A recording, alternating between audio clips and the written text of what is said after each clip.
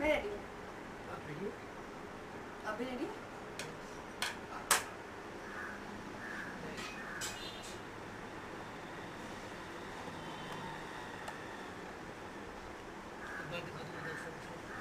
हाँ, but you watch the whole film ना?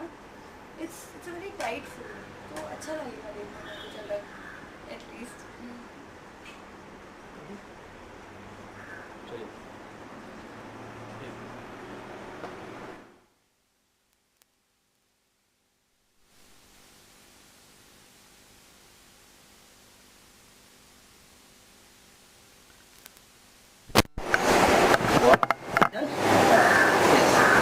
On?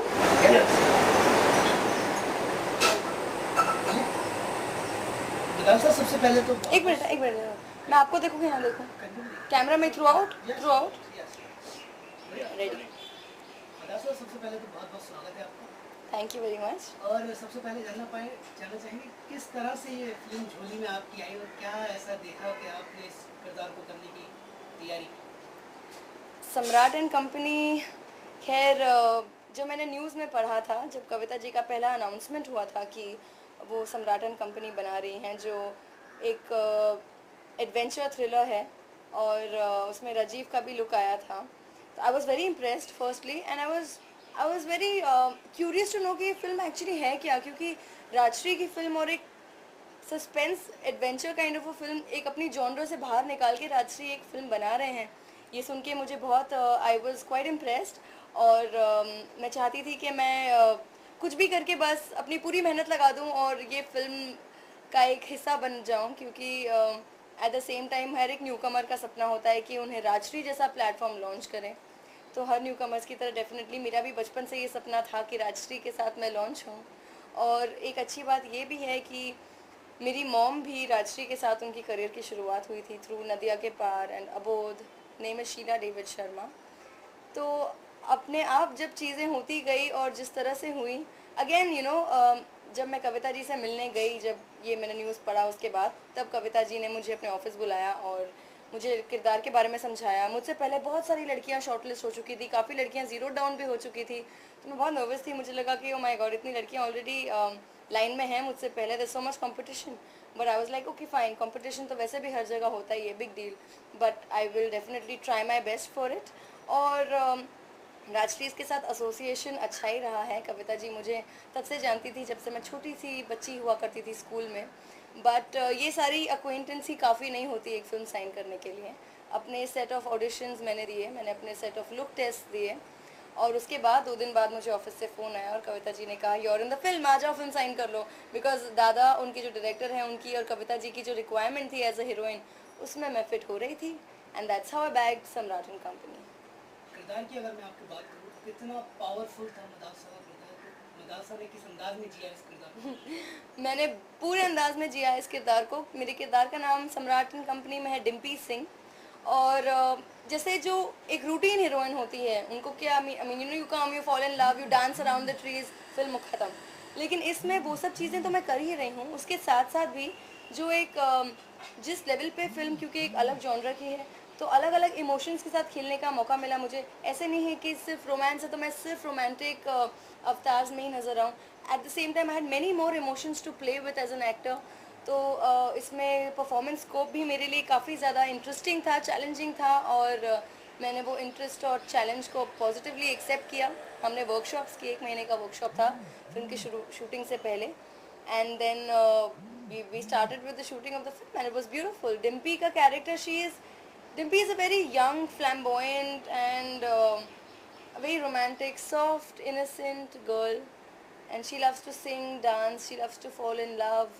बहुत ही आजकल की इंडिपेंडेंट मॉडर्न लड़की भी है एट द सेम टाइम, और अपने फैमिली वैल्यूज़ को भी बहुत नर्चर करती है। अपने पूरे परिवार के साथ शिमला की वादियों में रहती हैं। अब तो फिल्म रिलीज़ हो गई हैं, जिन्होंने फिल्म देख ली होंगी उन सबको ये बातें पता हैं जो मैं कह रही हूँ। और that's about it. And Dimpy के किरदार में रह के मुझे बहुत सारी अलग अलग चीज़ें करने का मौका मिला, जो शायद एक सिंपल किरदार में ना करने को मिलता। तो फिल्म एक अलग कॉन्सेप्ट पर भी बनी है, और राजीव का भी जो पूरा लुक है, it's the Samrat and the Samratism. So definitely there were many more things I could see in this film which I probably couldn't see in the films I was offered before Samrat. That's why I chose this film to be my debut film. Dimpy के किरदार को उस माला में कैसे पिरोया दादा ने? दादा कौशिक दादा जो हमारे डायरेक्टर हैं, उन्होंने 4 साल तक सम्राट एंड कंपनी पर मेहनत की है। और इतनी रिसर्च के बाद जब पहली बार उन्होंने मुझे नरेशन दिया, तब उनकी नरेशन से ही मैं समझ गई थी कि जिस डिटेलिंग पर उन्होंने इस स्क्रिप्ट पर काम किया था, it was unreal, it was magical rather. बिल्कुल एक ना किसी झिझक में, कहीं भी फ्लो नहीं टूटते हुए उन्होंने जब नरेशन दिया, सारे scene by scene I could actually visualise all those shots in my mind जब वो नरेट कर रहे थे मुझे सब्जेक्ट। और डिम्पी का हर एक कैरेक्टर, फिल्म में जितने कैरेक्टर्स हैं, सबका एक अपना इक्वल इम्पोर्टेंस है, सबका एक डेफिनेशन है, उनके कैरेक्टर में एक आउटलाइन है जो दादा ने क्रिएट किया है। तो डिम्पी के किरदार को भी दादा ने बहुत खूबसूरती से डिज़ाइन किया, उसका नेचर, उसकी मैनरिज्म, उसकी body language, because she comes from a very rich background. Mahendra Pratap Singh की वो डॉटर है जो जिनका एक बड़ा सा मैंशन है शिमला में, जहाँ पूरा परिवार एक साथ रहता है। So being that extremely rich, Dada wanted me to have an attitude and a body language poise of probably a princess. तो जिस तरह की फिल्में दादा ने मुझे रिकमेंड की देखने के लिए, या तो जिन फिल्मों में जो एक्ट्रेसेस हैं उन्होंने अपने आप को उस तरह से कैरी फॉरवर्ड किया है ना, being a princess you to maintain that dignity on your face, your body language, बहुत सारी छोटी छोटी डिटेल्स पर काम करना है, तभी जाके वो स्क्रीन पर कन्विंसिंग लगता है, वरना फेक लगता है, आप तो जानते ही हैं। तो तो यस, उन सब बारीकियों पे मैंने काम किया हमारे वर्कशॉप्स में भी। Other than the workshops also I worked on my character, I worked on the film and the end result is in front of you now. काफ़ी खूबसूरत खूबसूरत सेट बनाए गए थे फिल्म के दौरान। एक सेट तो बड़ी काबिल तारीफ है जिसका नाम बहुत हो रहा है। आपको क्या खूबसूरती नजर आई इंडोर और आउटडोर के अंदर? हर सेट को, हर एक लुक को, हर एक फ्रेम को बहुत बेहतरीन तरह से प्रेजेंट किया गया है। और कहीं भी ऐसी कोई चीज़ नहीं है जो आपको लगेगी कि ये फर्स्ट है। किसी भी, आप अगर कोई भी एक फ्रेम भी देख लेंगे, जो जितनी चीज़ें भी वहाँ रखी हैं, हर एक चीज़ के पीछे एक अपनी कहानी है। चाहे वो सम्राट का पेपर वेट ही क्यों ना हो, चाहे वो सम्राट का पेन ही क्यों ना हो, उसकी टोपी ही क्यों ना हो, लेकिन हर एक चीज़ में अपने आप ही बहुत सारी चीज़ें बोल रही थी उनके पीछे। तो जैसे हमने सेट भी बनाया था, उस पर भी काफ़ी, आप जब आप लुक देखेंगे तो एक सेट लुक आपको मिल जाता है जिसकी बहुत रिक्वायरमेंट है हमारे सब्जेक्ट के लिए। तो घर के जो सेट्स बनाए गए थे वो भी बहुत लैविश थे। पहला दिन था मेरा शूटिंग का, और जब मैं सेट पर उतरी और जब मैंने दरवाज़ा खोल के सेट देखा, I was blown, I was like wow, ये मेरी फिल्म का सेट है, इतना खूबसूरत, इतना बड़ा, इतना इतना पिक्चर परफेक्ट। तो हर एक सीन पर बहुत ज़्यादा मेहनत भी की गई थी। हर एक सेट पर जो सम्राट का घर दिखाया है, जो मेरा घर दिखाया है, हर एक सेट में जितनी जितनी रिक्वायरमेंट्स थी, जो जो ज़रूरत था, जितना दिखाना चाहिए था, जितना दिखना ज़रूरी था, वो सब चीज़ें वेल बैलेंस्ड करके सारे सेट्स तैयार किए गए थे। आउटडोर्स भी, आउटडोर में भी आप जितना भी फिल्म में देखेंगे, हर एक पेड़ पौधे से लेके हर एक कली तक बहुत खूबसूरती से फ्रेम में रखने की कोशिश की है उन्होंने, just to present it and make it look beautiful. And बाकी का लुक तो आपने फिल्म में देख लिया है। एक्टिंग तो आपको फिल्म में मॉम से किस तरह के टिप्स मिले और कितने काम आए वो टिप्स आपको फिल्म में? मॉम से मुझे रोज़ टिप्स मिलते रहते हैं एक्चुअली, बचपन से लेके आज तक। इनफैक्ट ऐसा कोई एक दिन नहीं निकलता जबकि मुझे मम्मा कोई एक टिप नहीं देती, एक या हज़ारों टिप्स मुझे देती हैं रोज़। और वो सारे टिप्स मैं अपने अंदर एज एन एक्टर एब्जॉर्ब कर लेती हूँ, क्योंकि मुझे उनकी बहुत ज़रूरत है। अगर आज मेरी मॉम ना होती तो शायद मैं यहाँ नहीं होती, क्योंकि जितना भी मैंने सीखा है, जितना भी मैंने एक्सपीरियंस किया है, जितना भी मेरे अंदर जो इंटरेस्ट जागे हैं, being a child from now to getting into an adult, वो सब मेरी मॉम की वजह से ही है। So I been seeing her work and also being so interested, and I look up to her as a performer. तो जब मैं भी काम करती हूँ तो मैं कहीं ना कहीं सोचती हूँ कि क्या मैं उसके आसपास तक का भी काम कर लेती हूँ। बट येट अभी तो मेरी शुरुआत है, I have a long way to go. But mummy से जो भी टिप्स मुझे मिलते हैं वो सब मेरे सराखों पर हैं, आई फॉलो देम। तो मदरसा कैमरे का, मदरसा का किस तरह का केमिस्ट्री रहा है और किरदार की अगर बात करूँ तो किस तरह से, कितने नर्वस थे, कितने एक्साइटेड थे जब कैमरे का फर्स्ट लुक देखने को मिलता था, जब आमने सामने कैमरे से होता था? कैमरे से आमने सामने तो मैं 17 साल की उम्र में ही होना शुरू हो गया था, जब मैंने अपनी करियर की शुरुआत साउथ से की थी। मैंने तेलुगु, तमिल, कन्नड़ा फिल्मों से अपनी शुरुआत की, और 15 साल की उम्र में अपना किशोर नमित कपूर से एक्टिंग कोर्स ख़त्म किया मैंने। तो कैमरा से रूबरू तो मैं हो चुकी थी, but again eight the same time जब सम्राट शुरू हुई तो डेफिनेटली नर्वसनेस, शुरू शुरू में काफ़ी नर्वसनेस थी जब मैं राजीव से नहीं मिली थी।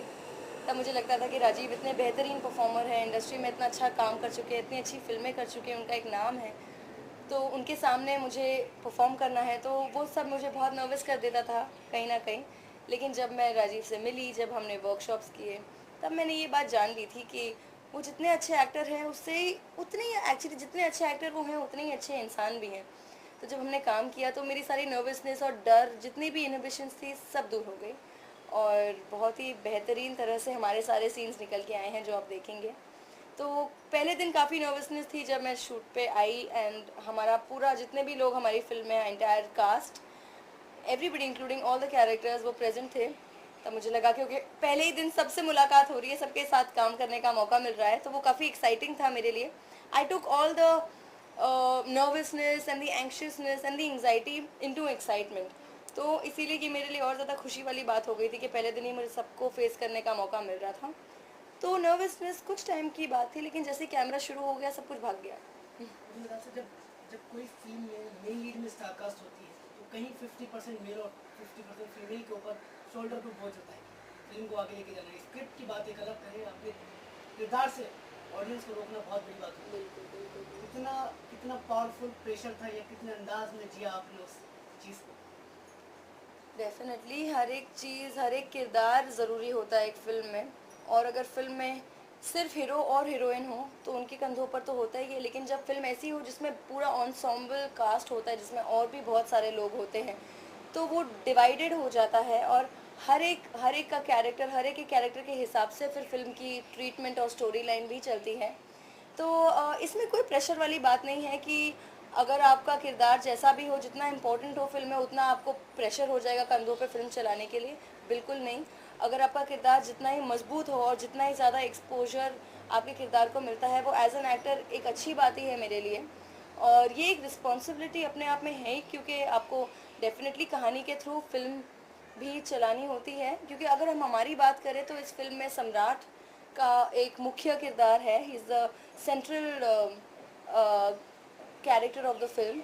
और उसके इर्द गिर्द जो सारी चीज़ें बाकी की चलती हैं, उस तरह से कहानी आगे बढ़ती हैं, उसमें मेरा भी बहुत महत्वपूर्ण हिस्सा हूँ मैं कहानी का। डिम्पी, कहानी की शुरुआत मुझसे होती है, जिस तरह से मैं सम्राट के पास जाती हूँ, क्योंकि मैं देखती हूँ मेरे परिवार में कुछ ऐसे इंसिडेंसेस और ऐसे किस्से हो रहे हैं जो मैं खुद समझ नहीं पा रही हूँ। और क्योंकि मैं सम्राट नहीं हूँ तो मेरे अंदर वो सम्राटिज्म वाले स्किल्स भी नहीं है। so I can't fall to a conclusion to solve the problem happening in my house. But yes, I approach सम्राट तिलकधारी और फिर वो केस किस तरह से आगे लेके जाते हैं, मेरे साथ आते हैं, और ट्विस्ट एंड टर्न्स कैसे होते हैं, और वहीं से रहस्य राइड की शुरुआत होती है। तो I took my character in a positive stride and I give it my best shot. Rajeev भाई के साथ और विदालसा की जो केमिस्ट्री रही वो किस किस पॉइंट पर कि ऑफ स्क्रीन और ऑन स्क्रीन किस तरह की रही? जितनी आप देखेंगे ऑन स्क्रीन जितनी अच्छी केमिस्ट्री थी, ऑफ स्क्रीन भी उतनी ही अच्छी केमिस्ट्री थी। क्योंकि आई थिंक आप एज एन इंडिविजुअल जो अपने को एक्टर के बारे में, या चाहे वो आपके दोस्त हो, कोई भी हो, आप ऑफ सेट पे या ऑफ स्क्रीन जैसा उनके लिए फील करेंगे, आप ऑन स्क्रीन भी बिल्कुल वैसा ही आपकी केमिस्ट्री नज़र आएगी। तो I am extremely fond of Rajeev. I think I look up to him, I respect him as an actor, as a performer, and I think I am very fortunate कि मुझे राजीव के साथ करियर की शुरुआत करने का मौका मिला। आई think I for a new Qamar like me, I couldn't have asked for anything more than this. तो हमारी बहुत अच्छी दोस्ती हो गई जब हम वर्कशॉप्स कर रहे थे। हम 1 महीने का लगातार वर्कशॉप हमने किया, एंड उस दौरान हमारे बीच में काफ़ी बातें हुई, काफ़ी इंटरेक्शंस हुए। तो ऑन सेट भी हमें बहुत मज़ा आता था, क्योंकि राजश्री का सेट था एट द सेम टाइम। तो जब हम शूट करते थे तो माहौल बहुत ज़्यादा सीरियस होता था, पिन ड्रॉप साइलेंस होता था, कोई बात नहीं करता था। लेकिन क्योंकि कि Rajeev is also very mischievous person by nature, और मैं भी बिल्कुल वैसी हूँ, तो हम आपस में एक दूसरे के साथ काफ़ी मस्ती भी करते थे, और हंसते खेलते पूरी फिल्म की शूटिंग हो गई, और अब रिलीज़ भी हो गई है फिल्म। सबसे ज़्यादा मज़ा कहाँ आया फिल्म की शूट करने एक सेकंड कट करूँ, थोड़ा मैं, में? बहुत स्वेट हो गया मॉम।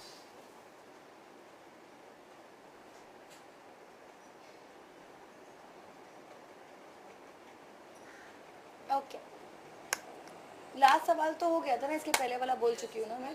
अच्छा ठीक अब आते हैं गाने पे, है। हाँ, गानों पे, ओके, सॉन्ग्स पे। Cool cool. राजश्री गानों को भी जाना जाता है। अच्छा मुराद साहब बताइए कि राजश्री जिस तरह से पहचाना जाता है फिल्म इंडस्ट्री में एक पारिवारिक फिल्म बनाने के लिए हाँ कि हाँ। जॉनर चेंज किया है उन्होंने, लेकिन म्यूजिक भी शायद उस अंदाज में चेंज किया है, या आपके पॉइंट ऑफ व्यू से, या वही अंदाज देखने को मिलेगा? म्यूज़िक बिल्कुल वही अंदाज़ है म्यूज़िक का। और क्योंकि ये फ़िल्म, अगर जैसे हम देखें इसे, तो ये एक म्यूज़िकल फ़िल्म के सेगमेंट में नहीं आएंगी, क्योंकि इसका जॉनर एक अलग है। लेकिन एट द सेम टाइम, क्योंकि हमारी फ़िल्म में म्यूज़िक भी उतना ही बेहतरीन तरीके से कविता जी और दादा ने रखा है, तो ये हमारे लिए एक चेरी ऑन टॉप है। इट्स एन एडेड एडवांटेज कि हमारा म्यूज़िक भी बहुत बेहतरीन है, क्योंकि हमारे पास we have music directors like Ankit Tiwari and Mithun ji, जिन्होंने इतने बेहतरीन गाने ऑलरेडी दिए हुए हैं, आप तो जानते ही हैं, आशिकी 2 में और जितनी इतनी प्यारी प्यारी फिल्मों में उन्होंने अच्छा म्यूज़िक दिया है। तो हमारे फिल्म में भी जब मैंने गाने सुने और जब हमने गाने जिस तरह से शूट भी किए, पिक्चराइज भी किए, वो पता चल जाता है कि म्यूज़िक का लेवल उन्होंने बिल्कुल मेंटेन रखा है राजश्री ने। हर एक फिल्म में जैसे उनका म्यूज़िक जाना जाता है, वैसे इस फिल्म में भी वो ट्रेंड म्यूजिक वाइज तो कंटिन्यू हो गई। जॉनरा भले ही अलग है फिल्म का, लेकिन फिल्म का म्यूजिक बिल्कुल राशि की हर एक फिल्म जैसा ही है, वेरी मेलोडियस, ब्यूटीफुल, सॉफ्ट। और सबसे इम्पोर्टेंट बात ये है कि हमारे फिल्म में ज़्यादा गाने नहीं हैं, 2-3 गाने हैं, मगर वो गाने बिल्कुल वेल परफेक्टली पिक्चराइज्ड हैं। वो गाने कहानी को आगे ले जाते हैं। ऐसा नहीं है कि जस्ट बिकॉज एक बॉलीवुड फिल्म है और हमें गाने रखना ज़रूरी है, तो भले ही हमारा जॉनरा एक थ्रिलर हो, लेकिन उसमें भी हम गाने घुसा दें, गाने जो हैं वो बिल्कुल कहानी को आगे ले जाते हैं, कहानी के माध्यम को आगे ले जाते हैं। सो टकीला वकीला जो पहला गाना है फिल्म का, वो एक पार्टी सॉन्ग है, और वो भी कहानी के ही फ्लो में आता है, मोन्टाजेस है कहानी को, जिस तरह से वो गाना कहानी को आगे ले जाती है। तो उसमें गणेश आचार्य जी ने कोरियोग्राफ किया उस गाने को, एंड आपको शक्ति मोहन दिखेंगी उसमें। बहुत ही प्यारा गाना है, very well shot, very good to listen to. It's a foot tapping tune. And personally मेरा फेवरेट गाना जो फिल्म में है वो है शुक्र तेरा, जो मिथुन जी ने कंपोज किया है। और मुझे लगता है कि एज अ न्यू कमर ही नहीं, but as an individual also I am extremely proud and honoured कि मुझे मिथुन जी के ट्यून्स पर गाने का मौका मिला ऑन स्क्रीन। और ये भी इतना बेहतरीन गाना है, जब आप सुनेंगे, आप इसकी पिक्चराइजेशन जैसे देख रहे हैं, द वे इट्स शॉट। इस गाने को शूट करते समय गाने का माहौल भी दिमाग में रखना बहुत ज़रूरी था, बिकॉज जिस तरह से इतना सॉफ्टनेस गाने में है। और ये गाने में डिम्पी, जो कि मेरे किरदार का नाम है फिल्म में, वो सम्राट को अपने फीलिंग्स एक्सप्रेस कर रही है, she is in love with him. तो किस तरह से वो, how she expresses her love to Samrat इस गाने के लिरिक्स के थ्रू, ये गाने का इम्पोर्टेंस है फिल्म में। एंड ये भी गाने को डेफिनेटली आगे ले जाते हैं। ये गाना very beautiful to listen to. Chinmay ji ने बहुत बेहतरीन गाया है, उन्होंने इतने अच्छी तरह से गाना गाया कि जब मैं सुनती थी ये गाना और उनकी आवाज़ जब मेरे दिमाग में आती थी, तब मुझे ऐसा लगता था कि आंखें बंद करके मैं बिल्कुल I to go in the flow. और वही फ्लो में कैसे गाना का पूरा शूटिंग ख़त्म हो गया, कैमरा अलग अलग जगहों पे रखा था, गाना बजा देते थे, एंड मैं अपने इमोशंस में फ्लो होके किस तरह से गाने के फील में आ जाती थी, हमें पता ही नहीं चला कि गाने की शूटिंग कब हो गई ख़त्म। So it was a beautiful experience. And सवालों में एक गाना है जो कि बैकग्राउंड में चलता है, जो श्रेया घोषाल जी ने गाया है। इट्स ऑल्सो एक्सट्रीमली, एक काफ़ी डेप्थ है उस गाने में। उस गाने में भी कहानी को काफ़ी आगे ले जाती है वो गाना भी, उसमें कैरेक्टर है वो गाने में।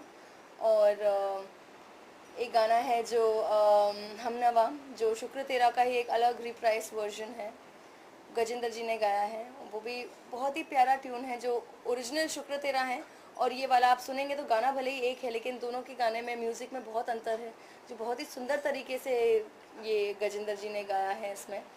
और फिर सम्राट एंड कंपनी का हमारा टाइटल ट्रैक भी है, जो कि फिल्म के अलग अलग मोन्टाजेस को यूज़ करके बनाया गया है। और उसमें काफ़ी लाइंस राजीव जी ने भी खुद गाए हैं, और उन्होंने खुद रैप भी किया है थोड़ा उस गाने में। तो again it's beautiful. So in short we have a very good and good album, good music, good songs, good music directors. So yup, that's it. तो मदारसा और क्या डिम्पी की अगर और सम्राट की बात करें तो ये आखिर चार कब हुई थी फिल्म के अंदर? अब ये तो आप फिल्म देखेंगे तब आपको पता चल ही जाएगा, क्योंकि आखिर चार तो पहली मुलाकात में हो गई थी, जब डिम्पी पहली बार सम्राट से मिली थी। तब 5 मिनट के अंदर डिम्पी जान गई थी कि सम्राट से बेहतर इंसान उसको नहीं मिल सकता, सम्राट से ज़्यादा क्वालिफाइड भी नहीं कह सकते, सम्राट से ज़्यादा इंस्टिंक्टिव इंसान उन्हें नहीं मिल सकता था जो उनकी इस केस को सॉल्व करने में उनकी मदद करें। तो Dimpy was quite flat the first time she met Samrat, और जिस तरह के उनके इंटरेक्शन होते हैं बिल्कुल 5 या 10 मिनट के अंदर ही डिम्पी के बारे में सम्राट ऐसी चीज़ें बोल देता है जो डिम्पी को खुद अपने बारे में नहीं पता है, जो डिम्पी के परिवार वाले भी उनके बारे में नहीं जानते होंगे। ऐसी ऐसी चीज़ें सम्राट पहली मुलाकात में डिम्पी के बारे में कह देता है। अब वो कैसे कहता है, उनकी सिक्स सेंस कैसे वर्क करती है, ये सब डिम्पी जानने की कोशिश करती है। और कहानी के जैसे जैसे कहानी आगे बढ़ती रहती है वैसे वैसे डिम्पी और सम्राट का भी रोमांस और हर एक एस्पेक्ट डेवलप होता है, जो कि आप फिल्म में देख ही रहे हैं और देख ही लिया होगा जिन्होंने फिल्म देखी है अब तक। फिल्म का अगर प्रोमो या फिल्म रिलीज होने का सबसे बेस्ट मैसेज आपके लिए कौन सा है, किसने दिया? वेल मुझे काफ़ी फीडबैक्स आए लोगों के, और स्पेशली मेरे गाने पर भी, शुक्र तेरा पे काफ़ी लोगों ने मेरे एक्सप्रेशंस और जिस तरह से गाना शूट हुआ है उस पर काफ़ी मुझे रिकग्निशन मिली है। एंड इवन मेरे परफॉर्मेंस पे लोगों ने बहुत तारीफ़ की, उन्होंने कहा कि जिस तरह से मैंने किरदार निभाया है इसमें जितना करने की ज़रूरत थी उतना ही किया है, कुछ भी एक्स्ट्रा ऐड ऑन अपनी तरफ से नहीं किया है मैंने, जितना डिम्पी के कैरेक्टर को करना ज़रूरी था उतना डिम्पी ने किया।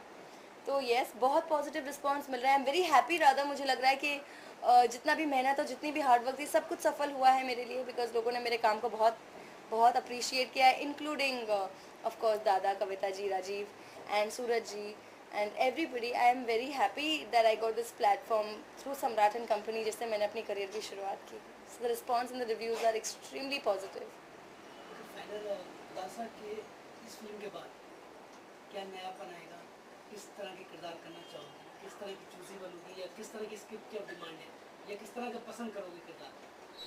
इतने सारे सवाल, ठीक है। इन सब सवालों का निचोड़ ये है कि मैंने क्योंकि इतना लंबा इंतज़ार किया था बॉलीवुड में भी, बहुत लंबा नहीं मतलब, क्योंकि जब मैं साउथ की शुरुआत कर ली थी तो जब मैं वेट कर रही थी पेशेंटली कि ऐसी फिल्म के साथ मैं अपना डेब्यू करूं जो मुझे लगे मेरे लिए परफेक्ट है अपनी शुरुआत के लिए। तो येस, अब सम्राट एंड कंपनी तो हो ही गई है, इसके बाद जो भी मेरी फिल्म होगी वो बिल्कुल उसके लिए मुझे 100% कन्विक्शन होना बहुत ज़रूरी होगा कि I should be convinced with that film. But मेरी काफ़ी लोगों से मुलाकातें जारी हैं, मैं काफ़ी लोगों से मिल रही हूँ, काफ़ी सब्जेक्ट सुन रही हूँ, स्क्रिप्ट्स पे काम चल रहा है। तो जैसे ही मेरी कोई नेक्स्ट फिल्म ऑन फ्लोर चली जाएगी तो I am sure you will be the first person to know that. मैं डेफिनेटली न्यूज़ को ब्रेक कर दूँगी। और Samrat and company is my first film. I am not going to be extremely choosy, but yes I would love to do characters. 1 second cut mom, एक minute यार, एक minute, मैं नहीं कर सकती, एक मिनट। क्या जो रखे हैं वो रखा है ना आपने, पहले का रखेंगे ना, ठीक है। मैं किरदार्स के बारे में बहुत चूजी तो नहीं होंगी, बट पर्सनली स्पीकिंग मैं चाहती हूँ कि मुझे ऐसा मौका मिले बॉलीवुड में या हर एक प्लेटफॉर्म में, हर एक इंडस्ट्री में, जहाँ पे मुझे एक्टिंग स्कोप को मैं प्रायोरिटी दे सकूँ, क्योंकि मेरे मानने से बहुत गुड लुकिंग चेहरे हैं इस इंडस्ट्री में ऑलरेडी। ऑफ कोर्स सर, ये बहुत अच्छी बात है, मैं भी चाहती हूँ कि मैं भी उन गुड लुकिंग फेसेस का एक फेस बनूँ इंडस्ट्री में। But at the same time अगर कोई मुझे कहे कि Madalsa you looking beautiful, I be very happy. लेकिन अगर कोई मुझे कहे कि मदालसा क्या काम किया है, मज़ा आ गया, तब मुझे और ज़्यादा खुशी होगी, you know. So this will be a bigger complement for me personally. तो मैं चाहूँगी कि मैं ऐसे रोल्स करूँ जिसमें मुझे एज एन एक्टर स्कोप मिले कुछ ना कुछ करने का। सो या I am keeping my fingers crossed and hopefully मेरी अगली फिल्म की अनाउंसमेंट मैं जल्दी आउट कर दूँगी। दासा, इस टाइम इलेक्शन का दौर है, बहुत तेजी से चुनावी जो सभाएं हो रही हैं वो हो रही हैं, लेकिन एक एज ए एक्टर आपको करोड़ों लोग देख रहे हैं, आपके फैसले को शायद वो जो आपके फैंस हैं वो मान जाएं, तो किसको सपोर्ट कर रही हो आप और किस तरह से सपोर्ट कर रही हो, क्या कमी देखते हो आप? मैं ये तो नहीं कहना चाहूँगी कि मैं किस पार्टी को सपोर्ट कर रही हूँ, एक्चुअली कह देती, but I don't think it's necessary right now, because अब तक तो डिक्लेयर भी नहीं हुआ है। बट मैं चाहती यही हूँ कि जो भी पॉलिटिकल पार्टी इस बार इलेक्ट हो और जिन्हें भी वो मुकाम मिल जाए वो बिल्कुल केपेबल हों, बिकॉज अभी हमारे देश को बहुत ज़्यादा ज़रूरत है एक केपेबल पार्टी की जो हमारे पूरे देश को संभाल सके, चला सके। एंड एज सिटीजन्स हमने अपना काम कर दिया है, हमने वोटिंग कर दी है। अब आगे तो यही है कि जो भी पार्टी तय हो, मुझे लगता है कि इस साल एक रेवोल्यूशन बनेगा हमारे देश के लिए, क्योंकि अगले 5 सालों बाद जब हम 5 साल के पीछे का मुड़ के देखेंगे तो हमें रियलाइज़ होगा कि हमने इस बार जो डिसीजन लिया, जिन लोगों को वोट किया और जो पॉलिटिकल पार्टी इलेक्ट हुई, वो देश के बदलाव में काफ़ी ज़्यादा उसको देश के बदलाव के लिए काफ़ी ज़्यादा रिस्पॉन्सिबल होगी वो party. So yes, I think this year is going to be a path breaking year for the future of India. So the next 5 years later I am sure आप याद करेंगे ये 5 साल पहले कि हमने जिनको भी वोट किया या हमारे जो भी इलेक्शंस हुए हैं वो सब इन प्लेस थे। But yes, may the best party win, because ultimately हमारे देश का ही भविष्य है and we all as individual Indian citizens want our country to flourish. So yeah, the best party win. That's all I want.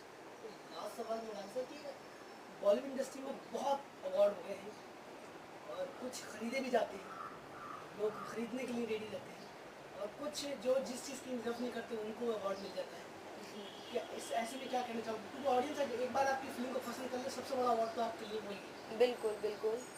ये voting list है या फिर ये इस तरह का, क्योंकि आज की तारीख में कम से कम 150 से ऊपर अवार्ड हुए हैं। स्टार के पास इतना टाइम नहीं कि 2 घंटे आपके इवेंट में जाके बैठे, ये 4 घंटे वेट करें, उसके बाद उसका नंबर आए, उसे अवार्ड मिले। इसमें उसका भी नुकसान होता है क्योंकि उसके पीछे भी उसका घर बहुत वेट करता है, इंतजार है। बिल्कुल। 16 घंटे शूटिंग करने के बाद 8 घंटे वो घर वालों को नहीं देगा तो फिर किसको देगा? क्या कहना चाहोगे इस मुद्दे पर? मैं यही कहना चाहूँगी कि अब हर एक इंसान का अपना एक तरीका होता है, आप सारे तरीके तो नहीं बदल सकते। हाँ, मैं मानती हूँ कुछ के तरीके गलत होते हैं। अगर इंसान काम करता है और इंडस्ट्री में एज एन एक्टर है, तो अगर आपको अपनी कैपेबिलिटी के बिना पर अगर कोई अवार्ड मिल रहा है तो ये तो बहुत ही एक एक्टर के लिए बहुत अचीवमेंट वाली बात होती है। और जैसे कि अगर मैं बात करूँ, क्योंकि मेरी तो करियर की अभी शुरुआत ही हुई है, तो मैं बहुत एक इनिशियल स्टेज पर हूँ अभी अवार्ड्स के बारे में बात करने के लिए तो। बट येस, डेफिनेटली जैसे आपने कहा, सबसे बड़ा अवार्ड मेरे लिए फ़िलहाल यही है कि लोग मेरा काम पसंद कर रहे हैं, लोग मुझे पसंद कर रहे हैं, तो ये मेरे लिए अवार्ड से भी बड़ी अचीवमेंट है फ़िलहाल। और आई बात उन चीज़ों की, जैसे आपने कहा कुछ लोग अगर ख़रीद के अवार्ड्स करते हैं, इन सब चीज़ों पे फ़िलहाल मुझे इतना ज़्यादा नॉलेज नहीं है, क्योंकि मैं नहीं जानती कि ये बात पूरी तरह से सच है या गलत।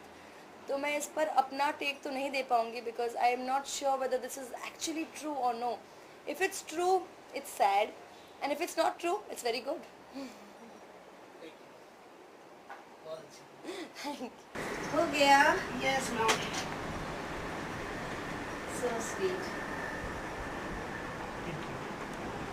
आपको तो मैंने बहुत देखा है ना। मैं उस दिन आपसे मैंने मिला था ना तनिष्क के इवेंट में। हाँ, वही।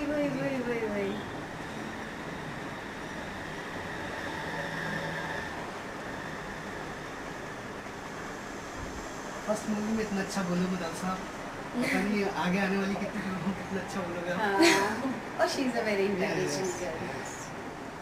मैंने साउथ की फिल्म देखी है आपकी?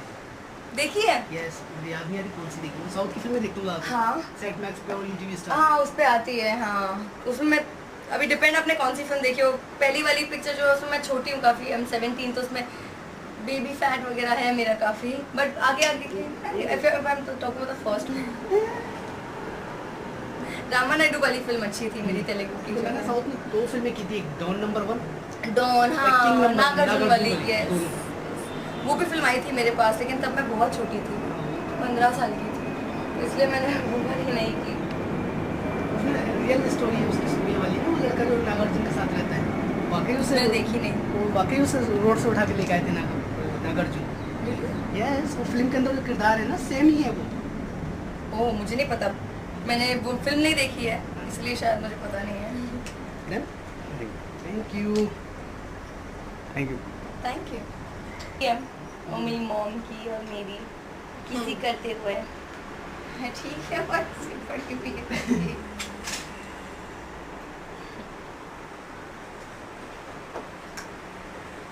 इसी महीने